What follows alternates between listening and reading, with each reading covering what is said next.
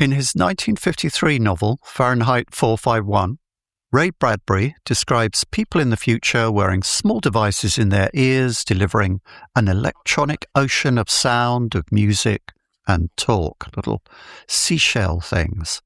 At time of recording some 63 years later, it's entirely possible that you're listening to my voice now on just such a device.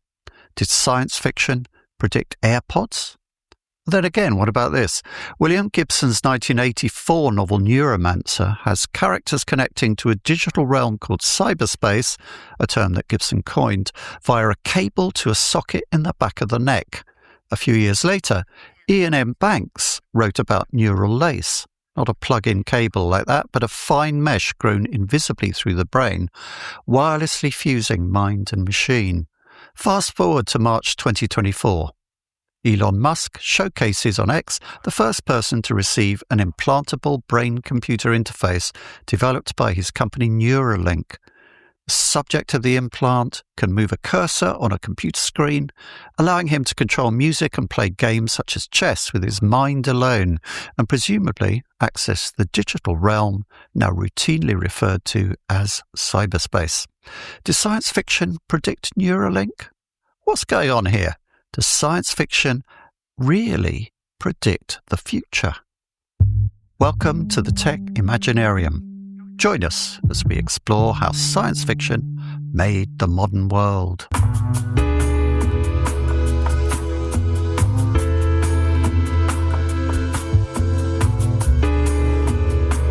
Hi there, my name's John Helmer, and I'm here as ever with my good friend and science fiction expert, Ezri Carlebach. Hello.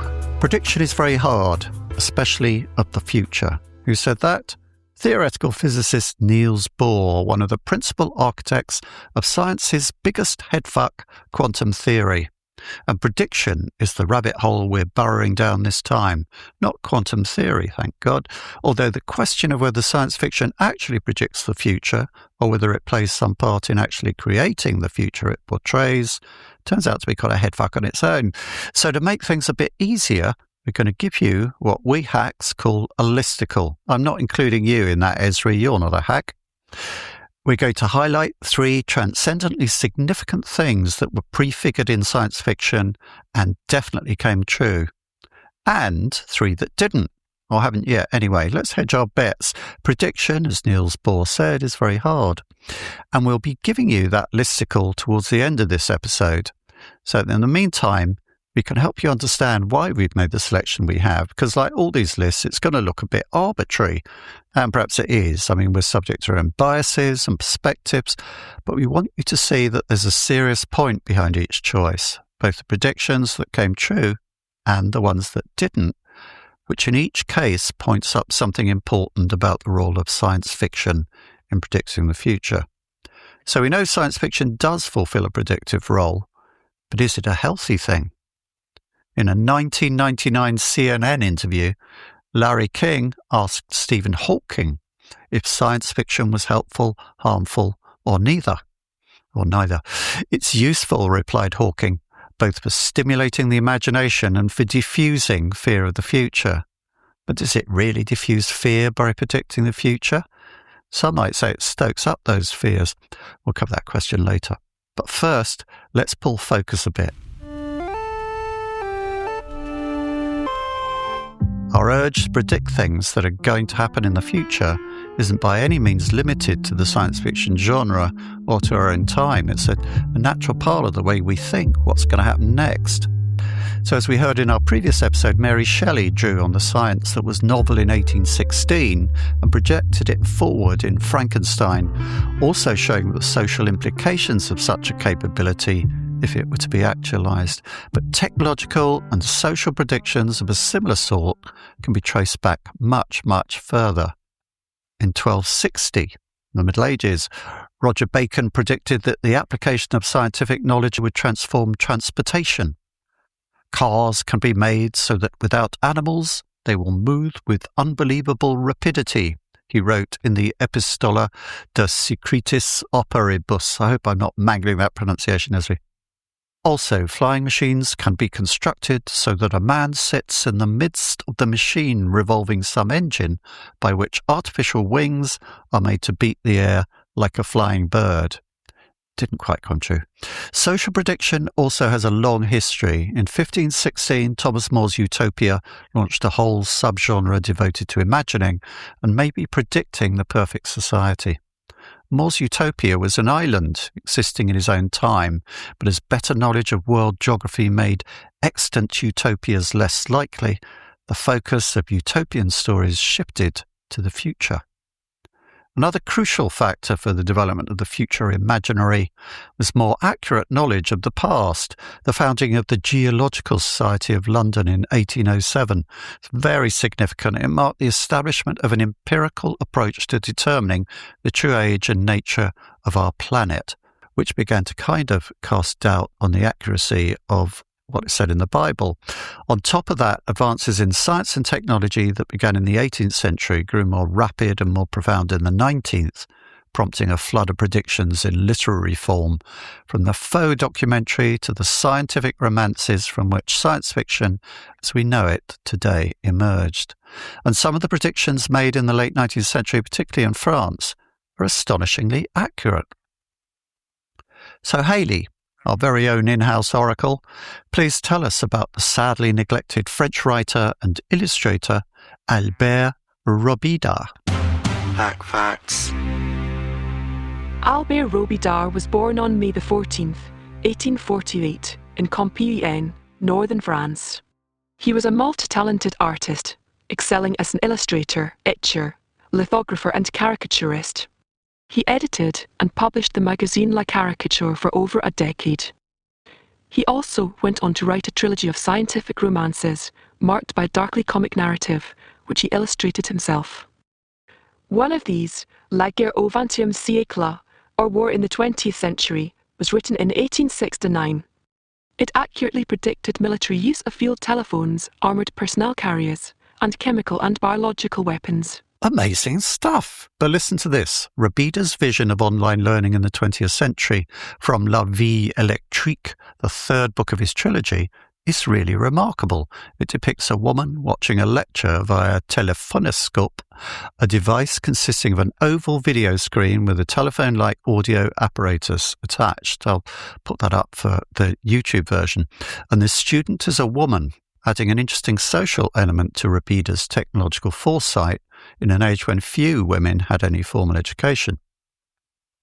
Robidart is even more strikingly prescient, though, in La Guerre au XXe siècle, that's War in the 20th Century, with his depiction of a 20th century family, complete with Victorian clothes and hairstyles, gathered round a large flat-screen TV to watch live news coverage of war in the Sahara. All it's missing is a to-camera report from a foreign correspondent like BBC's Jeremy Bowen, which brings us to another Frenchman, you know, the one who actually invented the future.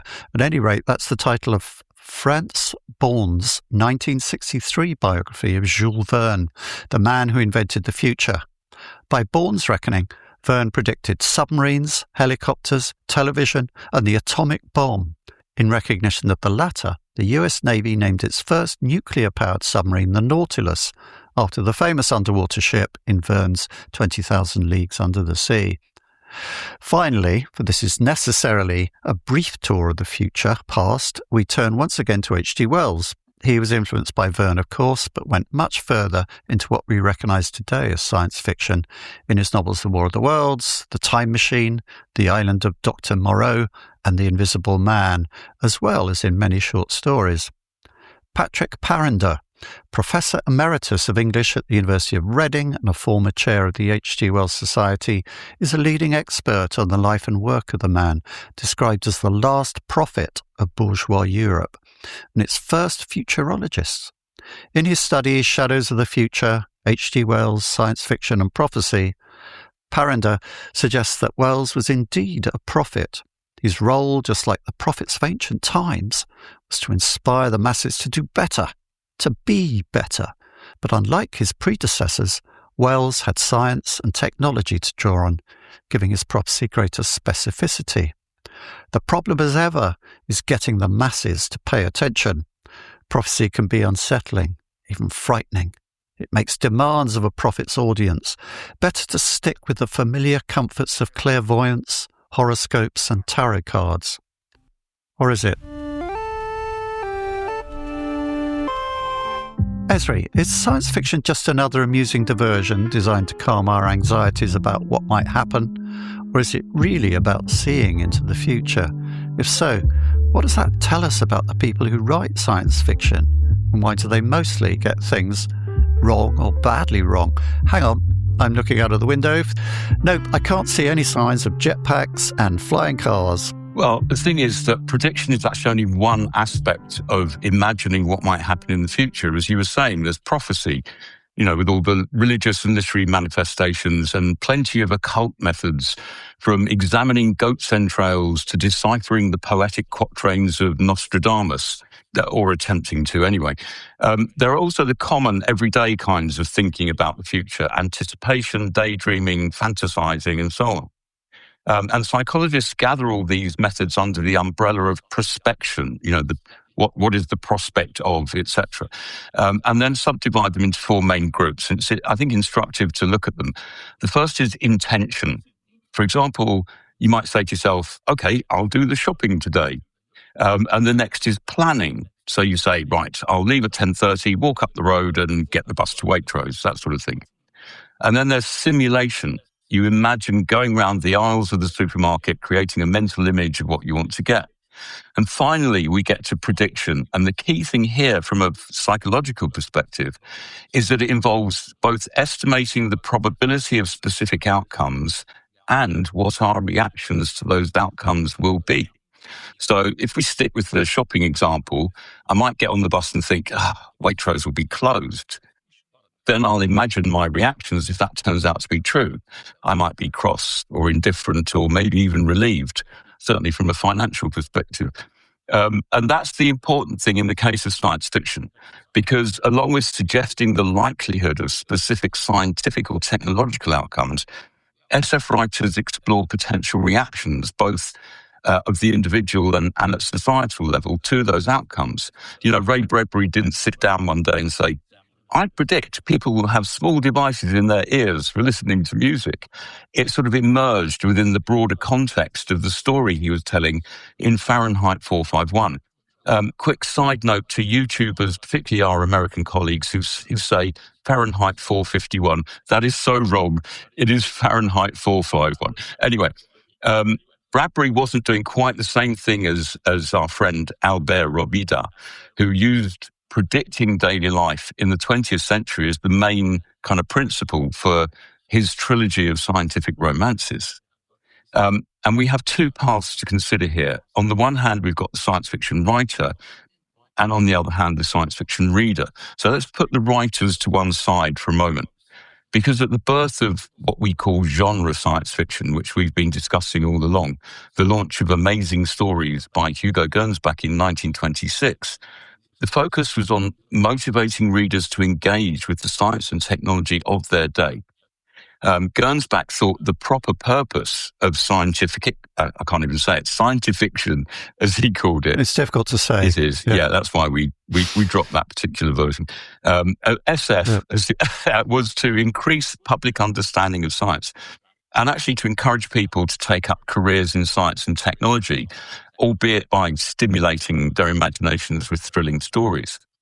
And you could see that as a way of defusing fear of the future, as Professor Hawking said, as long as the future is only about science and technology.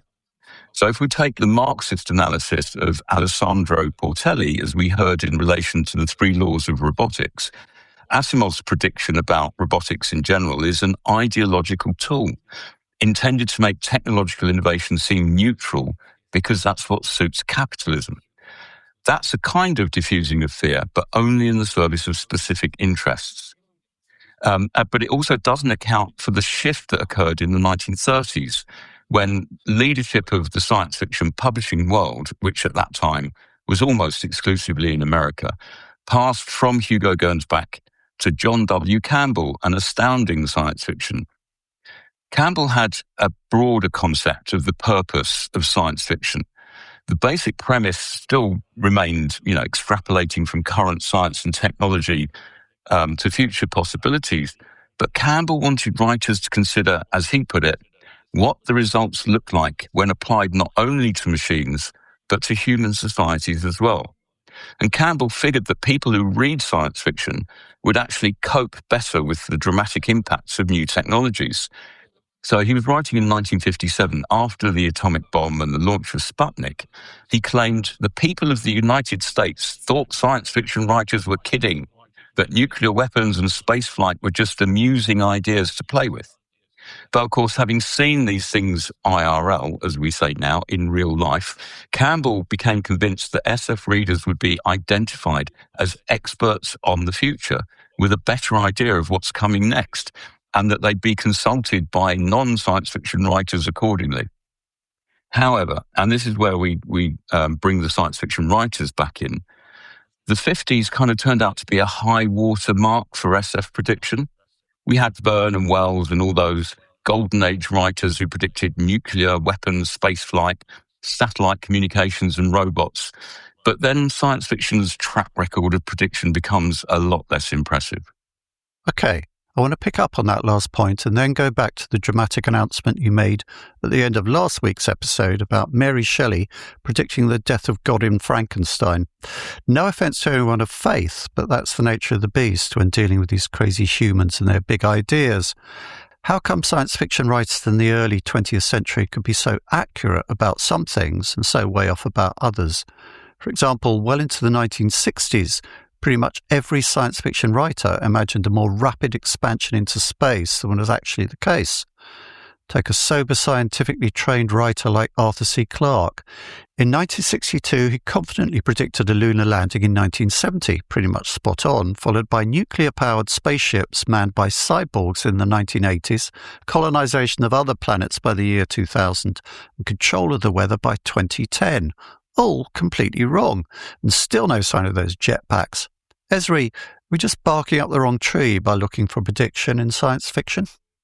Maybe. One consideration is just the increasing speed of change. That first generation of SF writers had decades to absorb the scientific thinking and debate about, splitting the atom or building a rocket. But once nuclear weapons and satellites had become reality, followed, of course, by big advances in computing and other areas, the question became who controls all this technology. Then there's the diminishing proportion of SF writers who actually knew anything about science in the first place. Their predictions, or to be fair, perhaps we should say the predictions that sort of emerged from their stories, sort of lost their basis in reality. But does that even matter? Is it really their job to predict anything?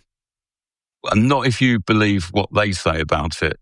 Isaac Asimov, who was a scientist, of course, grumbled about this in a 1989 article bemoaning, quote, the general myth among laymen that somehow the chief function of a science fiction writer is to make predictions that eventually come true.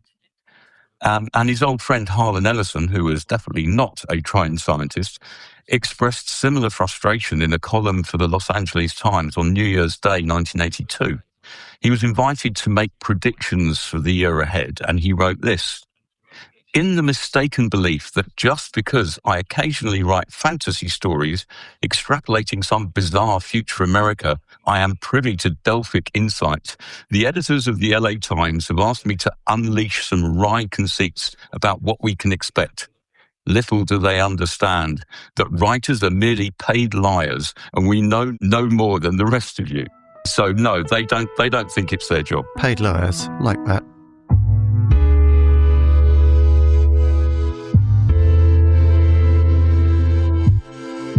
The German philosopher Friedrich Nietzsche said God is dead in his 1882 work The Gay Science, which is a bit of a loose translation and falls rather strangely on our ears nowadays. You could also call it, I suppose, The Joyful Science.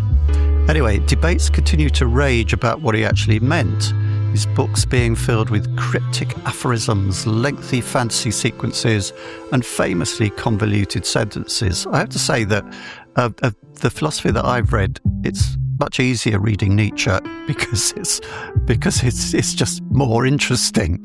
But it's kind of interesting in quite a chilling way sometimes. I'm guessing that the link with Frankenstein is in the creation of life by secular science rather than by divine fear. Is that what you had in mind, Ezri? I have to say, Ezri, I was a bit confused by why you were introducing the whole God is dead thing here. And I had to go back and read through it a bit. But the more I kind of looked at the research into Frankenstein as well, the more I began to see it's true. And you think of kind of like Matthew Arnold's poem Dover Beach, which is in Inglet terms is supposed to symbolize the loss of faith, everybody turning away from God because of what we found out from geology and Darwin and science. And Mary Shelley was early in that speculation, but she kind of kicked off this thing that perhaps leads to Nietzsche saying God is dead. Is that what you had in mind? Yeah, exactly. It's really deeply woven into the background and characters and narrative of Frankenstein. We don't have any direct evidence that Nietzsche had read Frankenstein, but there's plenty of subsequent discussion about the similarities in the themes that, Shelley's novel and Nietzsche and his philosophical works. It gets pointed out that the death of God is referenced several times in the gay science in varying contexts, which each add a lot of nuance that's lost by simply repeating the phrase, God is dead, which is what we do more and more today in our meme-driven age. What I want to focus on here is really the metaphorical aspect in relation to science. Frankenstein is about knowledge of the mysteries of creating life, something that had always been previously considered the preserve of supernatural forces. Even in those myths and legends that feature artificial life, but, were written before Frankenstein.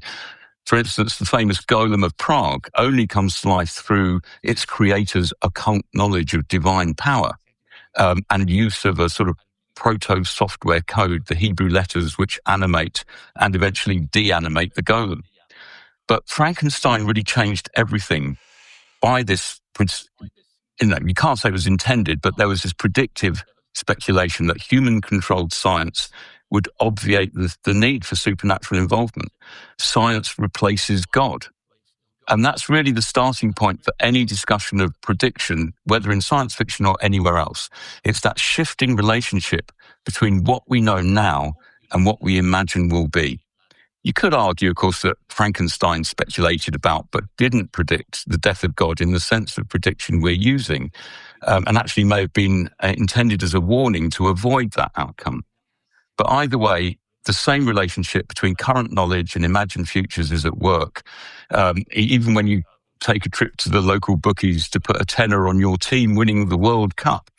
And for that matter, in so-called prediction markets, where traders bet on outcomes of specific events. Incidentally, this is being heavily advertised at matches in the 2026 World Cup, which is ongoing as we record this. Prediction markets have actually been around for decades. They might feel a bit more recent because of a court case in America in 2024 that saw the Commodity Futures Trading Commission, which is the federal regulatory body, fail in an attempt to prevent prediction markets offering contracts on the outcome of political events, because they could see the potential for disaster if you allow that kind of prediction to happen. But the court decision, as I say, they failed in stopping it. And that led to billions of dollars being traded on the outcome of the 2024 US presidential election. You don't need to, no conspiratorial suggestion here, but you don't have to think too hard about who made loads of money out of that. And then you get this huge growth in the prediction industry. And yes, that's what the consultancy firms are calling it. Prediction markets now offer contracts on everything from domestic elections to geopolitical conflicts, including, I think, pretty grotesquely, the exact number of deaths from a specific action or conflict and so on. Most prediction market contracts are binary, framed so that the outcome can only be yes or no. So traders will buy a contract like, will China invade Taiwan by the end of the current calendar year? And then sit on them because their value rises dramatically if there are any signs that point to that invasion happening. In other words, if the outcome of the contract looks more like yes than no. And you could be forgiven that for thinking all of this sounds a bit like Asimov's psychohistory. from the foundation Yeah. saga that we discussed recently. But actually, it's the diametric opposite. The predictive effect of psychohistory, as you hear a lot in the TV show, if you watch that on Apple TV, is that the general population must be completely unaware that these outcomes are being predicted. Obviously, if people know an event is predicted by Harry Seldon's equations, they will either try to hasten it or stop it, depending on their viewpoint. That's what gives Asimov's story his narrative drive. It's the sense of the efforts of the foundation to stick to the plan and the efforts of foreseen and unforeseen actors like Empire and the Mule to change it. But you get the exact opposite in a prediction market where everyone must know about the selected event and both its possible and eventual outcomes. Otherwise, there'll be endless arguments about who was actually right. There are serious problems with these prediction markets, in my opinion. But what they share with psychohistory is the risk of an individual deliberately interfering with an event's outcome. For instance, if a political candidate who looks likely to win an election is assassinated, or if groups of people change their behavior, like who they vote for, to ensure a particular outcome does or doesn't happen. Let's not mention insider trading as well. So in those scenarios, it all comes down to money, doesn't it? And money is power. But just to come back on something you were saying earlier, I was really interested in what you were saying about the golem and the Hebrew texts that can deactivate or activate the golem. And again with AI, we get people kind of using metaphors that associate it with magic and with spells. And it occurred to me the other day, there's a certain way in which a prompt is a spell.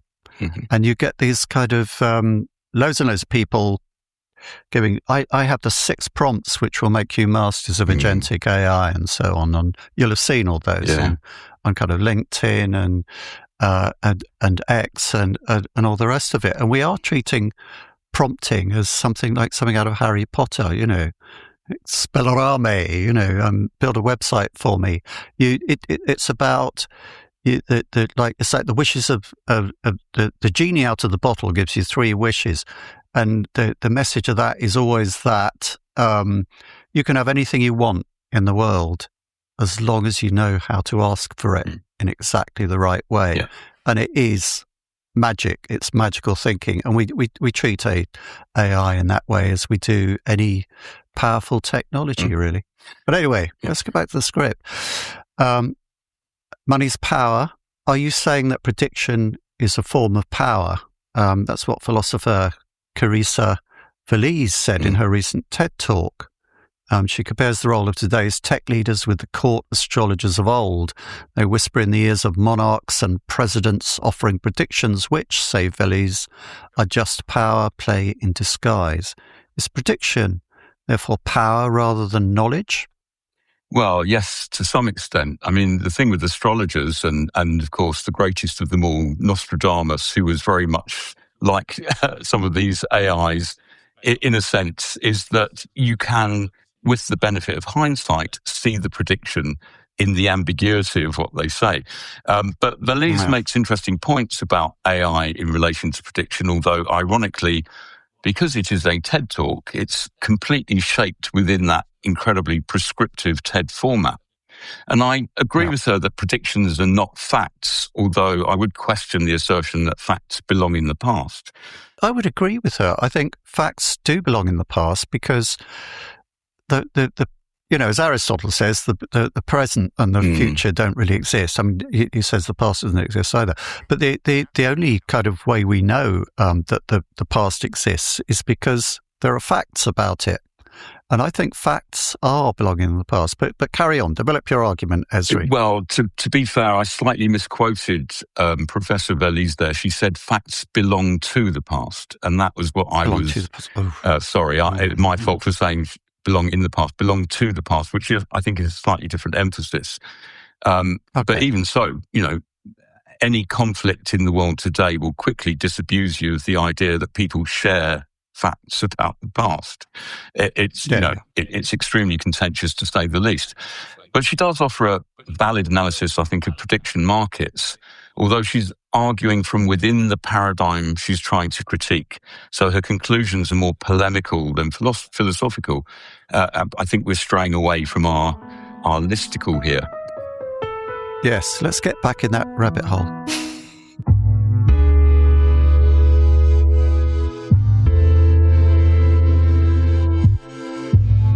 Get it back on track and tackle that listicle, starting with 3 predictions that didn't come true. 3 predictions from science fiction that have not come true. Okay, yet. So in first place is something we touched on earlier. Jetpacks, flying cars, transporter beams. So this comes under the heading of device fetishism for you, Ed. And I'm going to ask you about that. Why? So to go through those 3 things in turn, jetpacks actually work. They've worked since 1961. The problem is that they can never carry enough fuel to be useful because of a vicious circle in physics. The need for the engine to produce lift as raw downward thrust devours fuel. So, I mean, if you think of most of the airplanes that we have and helicopters and so on, they all produce lift through like the shape of the wing or forward motion. I remember my father's, who was an aircraft engineer, the diagrams in the books he had at home of kind of lift, thrust, drag, and forward propulsion and so on. But if you want a jetpack, it's going to go straight up in the air. It's just pure naked lift you want. And that devours a lot of fuel. And adding more fuel adds more weight, which demands more thrust, which burns more fuel. So according to Wikipedia, jetpack users stay limited by the atmosphere, gravity, the low energy density of fuels, and the human body's unsuitedness to flight. So they're principally used for stunts. And stuntmen do it. It's a very dangerous thing because you've got all that kind of roaring flame going off. You might set fire to yourself. If the thing cuts out when you're, yards up in the air, you've got to land somehow without just plummeting to earth. And of course, it's too short a distance for parachutes. So there's all these practical reasons why we don't have jetpacks. Getting on to flying cars. In 1926, now a flying car is genuinely reaching the market. If you have a spare £1,000,000. Slovakia's Klein Vision air car, a gas-powered 2-seater, transforms from car to aircraft in about 80 seconds. The first prototype has flown since 2021, completing over 170 flight hours, more than 500 takeoffs and landings. Crucially, its co-founder rejects the term flying car and calls it a roadable aircraft. The problem is here you need a pilot's license, you need a runway. At the moment, these things can only take off and land between existing airports. It isn't a vertical takeoff machine you lift off from your driveway, as we always thought of when we talked about flying cars. And there's all the bureaucracy of flight plans, air lanes, pilot's license, etc., all very necessary stuff. People like my father used to do as an aircraft engineer. He would sign off planes to say that they're airworthy to fly, all that kind of stuff when you take stuff into the air. And you can't really imagine sort of people in these flying cars whizzing around over the top of the town willy-nilly. You have, or they'll be bumping into each other all the time. Meaning that really it's just a fancy light aircraft we're talking about now. So drones are really where the futuristic action is with this sort of thing nowadays. When it comes to the third of these items, transporter beams, there is a real phenomenon called quantum teleportation, and it's been demonstrated in labs for decades. But it doesn't behave anything like the Star Trek transporter beam. Basically, it transfers the quantum state of one particle onto another distant particle. It does not send matter. It's not faster than light. And the key part, it destroys the original in the process. That destruction is forced by the no cloning theorem. That means you can't make an identical copy of an unknown quantum state. So the comforting sci-fi idea of scan you, keep you intact, build a copy over there, is completely forbidden by physics. The only physically permitted version is the disturbing one, The original is annihilated as the copy forms. Then, even setting aside the physics of information, the scale defeats you. Human bodies is on the order of 10 to the power of 28 atoms. And to reconstruct you faithfully, you need to capture the quantum state of each one. The information involved is so vast that physicists who've estimated it, and apparently there was a back-of-the-envelope calculation done here from University of Leicester student group, concluded that transmitting one person's data would take longer than the current age of the universe. I sort of feel that last explanation has taken longer than the current age of the universe, so I apologise for that. But I just found this really fascinating. So, because it also made me think of the Christopher Priest book, The Prestige. Exactly. I'm not going to go into why it made me think of that, because that is a massive, massive spoiler. So we'll leave it there. So Ezri, talk about why you've grouped these under device fetishism. Well, to be honest, it is one of the core attractions of SF, mostly, although not exclusively, for male fans. It's the same urge that drives so-called gear... Boys and toys. Yeah. Gear acquisition syndrome in musicians and photographers, motor enthusiasts and so on. Well, yes. I mean, you could see the results of that in the back here. I've got boxes of pedals. Yes. Very rarely is. And it is that obsession with having the right bit of gear or the best or the latest. It's the thing that's going to solve all the problems that I've had with my reverb or whatever it happens to be. It's exactly the same process in device fetishism in science fiction. It's the gadget that, whether it's just doing it for the purposes of, the narrative structure of a particular story, or because the author actually thinks this is something that's going to happen, it in a sense, it doesn't really matter. In science fiction, it's about gear, and that is all. It's about gear that is just always slightly out of reach, that has its value. It can be exciting, and as we're discovering, sometimes it can be predictive. It also gets heavily exploited by consumerism. You think of all those plastic lightsabers that littered the earth after Star Wars came out. But I don't think it's useful in the sense that Stephen Hawking meant. I think what makes science fiction truly useful is the broader, socially oriented future thinking that we get in SF from the new wave of the 1960s onwards. So next up is universal nudism. Clearly this didn't happen because, as people on the YouTube version will be able to see, we're both clothed from the waist up at least. But who thought it would, Ezri, and why? Well, this is one of my favourites, and with apologies because it is a bit puerile. Through scientific observation, Robert Heinlein noted that the amount of clothing people in Western societies were required to wear had decreased steadily since Victorian times. So, in his 1952 essay entitled Where To, he predicted that total nudity would be commonplace in the future. It wasn't a science fiction story as such. It was a review by Heinlein of what he, as a science fiction writer, could see coming. So there is the possibility that he had his tongue firmly in his cheek, so to speak, when he said it. But nevertheless, it might say more about what he would like to see. But we should leave it at that, I think. I know that part of the whole free love vibe of the 60s involved a big move for people to get their kit off at every opportunity, including at open-air festivals and stuff like that. And Heinlein is perhaps part of that era, as part of that movement, as it were, towards nudity himself. But I have a Jack Nicholson anecdote from that time that perhaps does something to explain why it didn't really catch on. Jack lived on Mulholland Drive in Hollywood, famously, close to a lot of other bad boys of his ilk of the movies.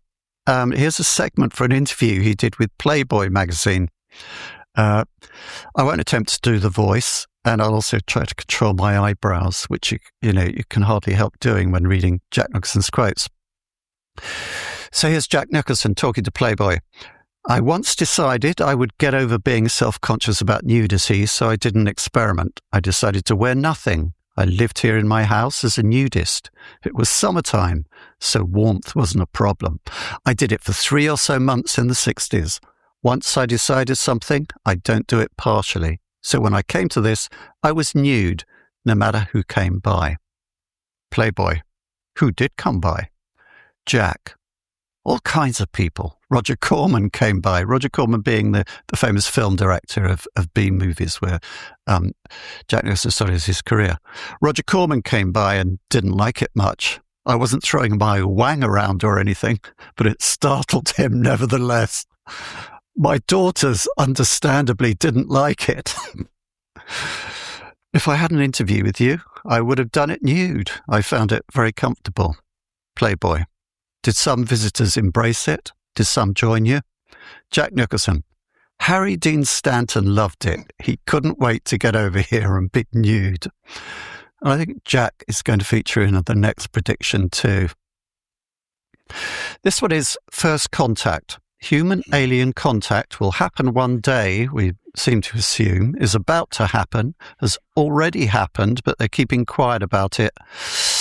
And this is where we really make people hate us, by putting that in the didn't happen list here, including the 56% of US listeners who tell surveys that they believe in aliens. And lately there's been a flurry of media excitement about all things extraterrestrial that's brought it to the fore again. Steven Spielberg has just released Disclosure, I think Disclosure Day, I think it's called, almost 50 years after Close Encounters, and it has the same plot.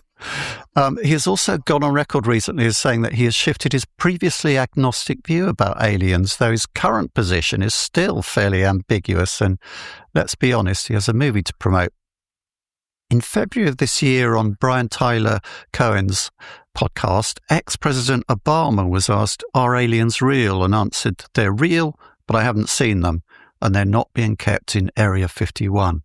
It went viral as Obama confirms aliens. Within a day or two, you had to walk it back. The universe is vast, so life likely exists somewhere, he said. I'm paraphrasing, but the distances make visitation unlikely, and he saw no evidence during his presidency that extraterrestrials made contact. In the same month, President Trump directed agencies to declassify records on UAPs/UFOs, alien and extraterrestrial life, citing public interest after Obama's comments. Slightly mischievous, I think. Multiple tranches of disclosures followed, including documents plus images, videos, audio from the CIA, the FBI, NASA, Pentagon, and historical items, including a 1949 Army flying saucer study.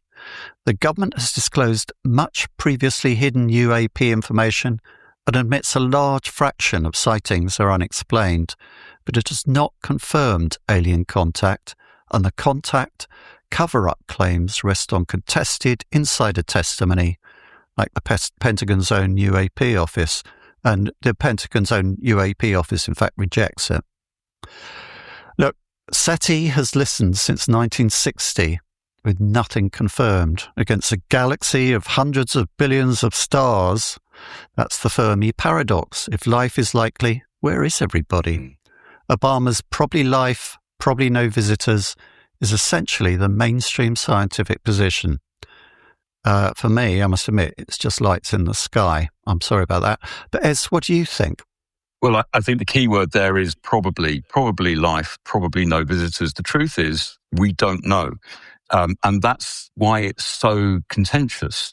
There are the conspiracy theorists who believe that we know, or some of us know, and are keeping it secret. There is the possibility that anybody or anything from somewhere else who comes here will have better technology than we do, so we wouldn't even detect them. There are just too many variables, too many unknowns. So it is a big failed prediction in terms of science fiction where it occurs, obviously, over and over again. We haven't met any aliens. There really is no prospect of it, although, of course, it could happen tomorrow. We don't know. Despite all the books and all the movies from the serious ones, like Denis Villeneuve's Arrival, based on the short story by Ted Chiang, which I think that's a brilliant movie. I really like that. Yeah. It is. It's a great movie, and features an anthropologist, of course. But there are also the ridiculous ones, which I have to admit I like. Tim Burton's Mars Attacks, which is an absolutely brilliant movie, I think. With a stellar cast, including, of course, Jack Nicholson.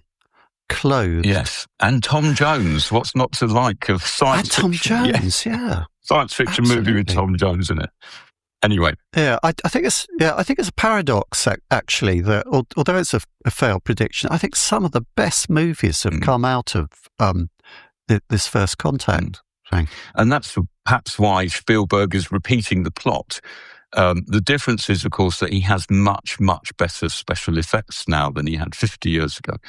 And that's another element of the way science fiction has taken over the modern world, because the things we see that are fictitious on screens are just so much more convincing to our brains that it becomes harder to tell them apart from reality. Do you remember the first Superman movie? You'll believe a man can fly. Will you? When we watch it now, it looks really clunky. But then if you watch the recent Marvel TV shows or, the Batman and Superman films, it's indistinguishable from reality. Yeah, absolutely. Okay, so that's our 3 failed predictions. But before we move on to the ones that actually did come true, that we live amongst every day, it's worth a look at one that didn't quite make the cut, although in many ways it's spot on. It's also worth pausing before we wrap up to ask the question, is science fiction really in the business of prediction at all? Is it just the audience for science fiction that gets so hung up on this business of prediction? What do you think, Ezri? Well, as we've already heard, science fiction writers like Asimov and Harlan Ellison were not happy about shouldering the responsibility for predicting the future. Another contemporary of theirs, Frederick Pohl, made a similar objection to this idea that, prediction is in his job description. It isn't really science fiction's business to describe what science is going to find, he said. It is much more science fiction's business to say what the human race will make of it all. So Pohl is still very much tying science fiction to science itself, as did Gernsback and Campbell and Asimov and so many of the greats of the early science fiction world. There's a similar comment from the cultural historian H. Bruce Franklin, introducing a 1966 anthology called Future Perfect. Science fiction, he noted, is growing with science, evaluates it, and relates it meaningfully to the rest of existence. One of the problems with this is something we talked about back in episode 1, and that is, and you mentioned it earlier today as well, the seriously weird turn science took as we entered the 20th century with superposition, entanglement, zombie cats, and all that quantum mechanics stuff. That could put SF writers out of business altogether. So I think the change from the early and sometimes quite accurate predictions to the later, much less accurate ones was already foreshadowed, if not itself predicted, within science. So rather than staying with the predictable and stable world of Newtonian science, where reality obeys rules and science grows by sticking to those rules, once science fiction had in effect caught up with science, it also became a lot weirder. So hence the new wave. And if you think of J.G. Ballard and others who proposed the inward turn in SF, I'm not interested in outer space. I'm interested in inner space, as Ballard said. There's just much more ambiguity, uncertainty, and the unknowable, both in the science that is portrayed and in the way they tell the stories in the fiction itself. So not surprisingly, people started using the term speculative fiction much more, even though Heinlein invented it in the 50s, because they wanted to break out of this kind of straitjacket of writing stories that have to make extrapolations about future scientific and technological events in order to say something about human responses to those events. Life is just a lot messier than that, making it hard to predict anything, as Niels Bohr pointed out. But paradoxically, I think this reduces the gap between scientific and non-scientific explanations of the universe. Just like you were saying about AI becoming more and more like magic, the difference between quantum science on the one hand and the occult has narrowed since the beginning of the 20th century. Maybe that's something we could delve into in a future episode. But I just want to highlight one, I think, important prediction from science fiction we didn't include in those top 3. predictions that came right, which we're going to hear in a minute. And that's J.G. Ballard's 1962 novel, The Drowned World. It's a great example of prediction that's not about a new gadget. The novel is seen as the foundational text of cli-fi, which is climate fiction. And although it doesn't predict it doesn't predict climate change as a result of human activity, because the global flooding that occurs in the story is the result of, I think, solar flares and other external factors. And that kept it out of our final three predictions that came true. I think that somehow misses the point of what Ballard was saying. What he does very accurately predict is that mix of apathy, selfishness, and emotional insecurity in people's responses to a disaster that are so visible today, for example, in the acceptance and adaptation in the face of climate catastrophe. There's nothing new about those characteristics, but Ballard is kind of contrasting them with climate change in The Drowned World, as well as in other novels like The Drought and The Crystal World, in a way that I think it's a very worrying prediction. He's saying, stuff is going to happen and we're just not going to handle it very well, regardless of what the actual stuff is. I really like The Drowned World, and I think it'd be worth, we could do an episode about J.G. Ballard, but we could do an episode about The Drowned World on its own, I think. I think it's a really interesting book. But anyway, okay, so thanks for that, Ez. Drum roll, here's the big three.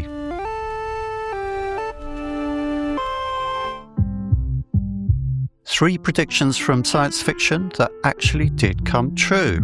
Number one, and we'll have covered these, so we'll get through them fairly quickly, I hope. Landing on the moon, Arthur C. Clarke. Of course, we should note all the others that didn't happen, which we mentioned early. And this is kind of the point about science fiction predictions, that they're a bit scattergun. He was eerily kind of on the money about predicting the first landing on the moon.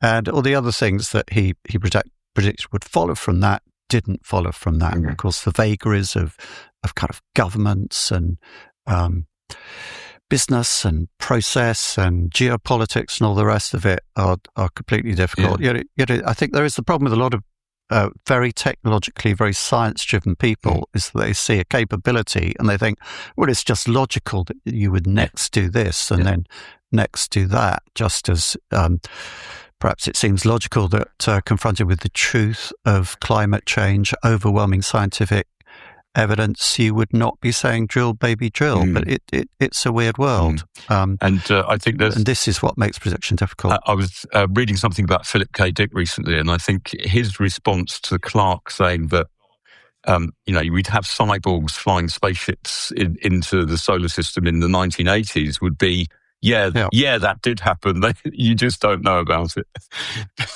That uncertainty really comes into play again. Okay, so number two, AirPods / wearables. I'm conscious of the fact that you're speaking through AirPods at the moment. I am, yeah. And what I say about this is sometimes device fetishism wins, because AirPods, as we said right at the beginning, is something that has actually arrived. It's quite interesting, I think, that looking into the development of AirPods, and trying to get a link to science fiction predictions is a bit harder than you'd think. I mean, the one really documented link I could find is Johnny Ive of Apple, who was head of the design team at the time that iPods were developed. So it's hard either to pin down a particular inventor of the AirPod, but he said he was directly influenced by the stormtroopers' uniforms in Star Wars, but just in the kind of visual look of the things.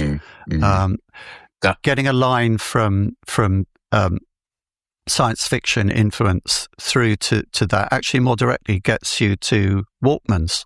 Yes. Than it does to AirPods. But the question is then, it's the psychohistory paradox again, because if it's a prediction that people know about, they do their best to make it happen. So yes. So did the AirPod? It wasn't directly predicted by Ray Bradbury, although, there's obvious similarities. But somebody, people read that. A lot of people who work in tech read science fiction. We know that. It may be it didn't predict it. It encouraged it. And it wouldn't have happened if Bradbury hadn't written that in that way. And that's the paradox that it becomes very difficult to unpick. Is it prediction or is it encouragement to do it? Yeah, it's kind of in the water, as it were. It's in the air, and people know about it. It is harder to kind of pin down direct attributions. I mean, with Elon Musk, it's fairly easy, and we know that he was. It's well documented that he's a science fiction freak. But Steve Jobs, for instance, was not particularly influenced by science fiction. I don't think his claimed influences are all things like Buddhism and Ayn Rand and slightly airy-fairy things like that, and philosophers. He's not so. It's hard to make a direct line, with some of those Apple products and science fictions. Sometimes it's fairly easy to do, as with Musk. This may be slightly scurrilous, but I would say that if you had been invited to Steve Jobs' house, he probably had all his science fiction in the back room where you couldn't see it. And when you get in his library, you'd see all the great philosophers and literary figures. But secretly, he was reading Heinlein and Clarke and Asimov. Anyway. Yeah, of course, yes. And possibly all that stuff is, burnishing the legacy and so on, all that philosophy stuff. So lastly, we come to our last one, the age of Trump. This one is going to be contentious, but I'm using the age of Trump to cover a very worldwide movement, which comes under labels of, at some point somebody's going to write the history of this part of the 21st century, and it's going to be impossible to ignore a big change in geopolitics that comes around about this time. You have the growth of right-wing movements, a very different character to conservatism, which used to be about keeping things and now seems to be about things that it's not always that easy to understand. We have the rise of populist movements everywhere. We have a kind of post-truth world in some people's view. We have a very different media landscape and so on. So I'm bracketing this all as the age of Trump. And some of the things we can cite here are the mule, the character in Foundation. This is the thing that kind of bucks the predictive power of psychohistory, is you have this kind of random chaos actor, an incredibly powerful individual with powers to control and shape people's thinking processes. The mule does it through kind of telepathy. Trump does it through social media posts that go on all night, whatever. But there's an interesting parallel, I think. There is a Heinlein novel, which I'm afraid I haven't read, and I don't even know which one it is, but Paul Baxish brought this to my attention. Thank you very much for that. Heinlein predicted a future where 7 men would own all the money in the world. And now, of course, we have the Mag 7, this enormous concentration of wealth in the hands of some billionaires. That is a fairly new thing. That has really changed, and it does come up time and again in science fiction, the idea of oligarchical rule. And of course, we have Christopher Priest's nightmare visions of an authoritarian Britain, which we covered in an earlier episode. And Ez, I'd like you to recall the John Sladek story you mentioned earlier. Yeah, because that absolutely nails the idea that somehow a science fiction writer can, if not predict, somehow foresee this set of things that you have bracketed as the age of Trump, but describe it in such an astonishingly accurate way. He wrote that story, The Great Wall of Mexico, which, we described before about a US president building a wall on the border with Mexico. And, there are so many examples of this if you know where to look. There's Octavia Butler's brilliant 1993 novel, Parable of the Sower, where she gives a detailed description of the world in 2024, ravaged by human-caused climate change, wildfires burning much of California, water supplies increasingly scarce and contested, local and regional governments subsumed by feudalistic corporate entities, while central government becomes increasingly authoritarian.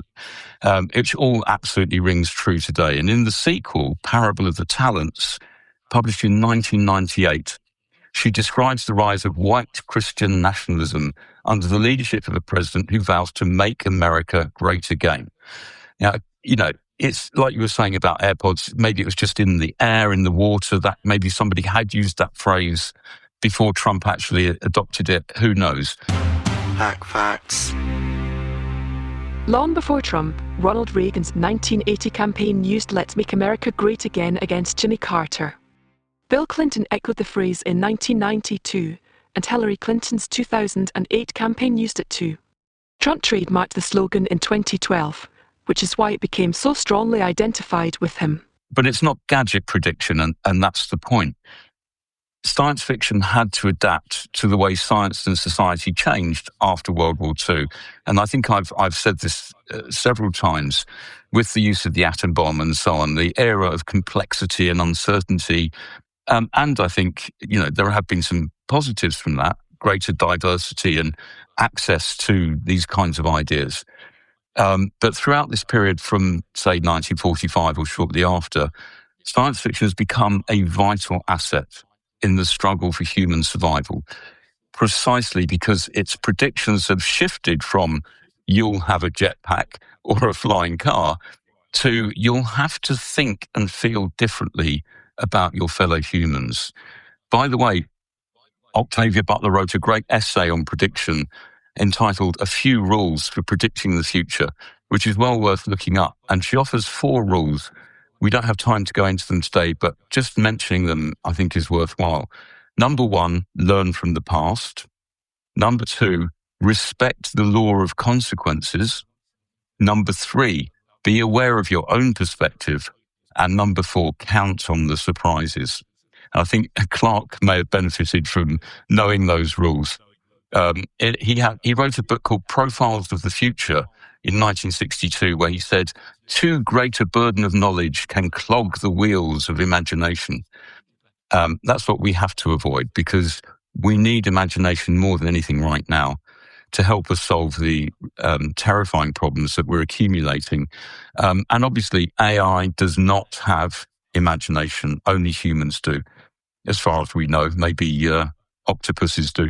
A Swedish historian, Jenny Andersson, put it, once the excitement of early technological prediction faded, even where realistic solutions to world problems were suggested, solving future problems became a question of the ability to project imaginative solutions onto world problems. And I would argue that's exactly what science fiction does. Projects imaginative solutions onto world problems. Marvellous.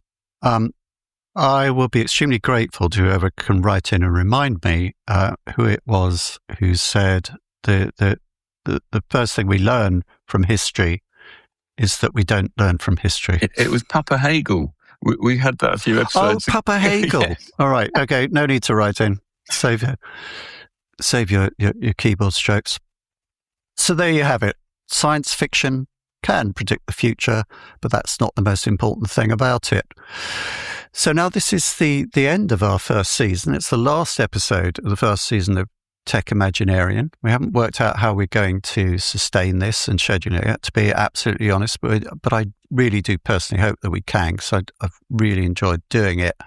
And I've written myself a little note here rather than scripting this ending to make it more spontaneous, but I'll just read the note. Tearful end of series words while clutching hanky, jabbing at eyes. So please let us know what you've liked about it, and all suggestions for future episodes considered. Let us know what you didn't like about it. I'm a big boy, I can take it. And I'll leave it to you as to say your own goodbyes and sign off for now. I will leave you with the greatest prediction of all, of course, from John Sladek, who said, the future, according to some scientists, will be exactly like the past, only far more expensive. So with that, live long and prosper. You've been listening to Tech Imaginarium, how science fiction made the modern world. If you'd enjoyed the show, make sure to subscribe on your platform of choice, and it really helps other people find us if you leave a positive review there. Tell your friends, tell your enemies too. Tech Imaginarium is a Learn Hack podcast produced and hosted by John Helmer, written by John Helmer and Ezri Carlebach. Music is by Nick Dwyer and Flintet.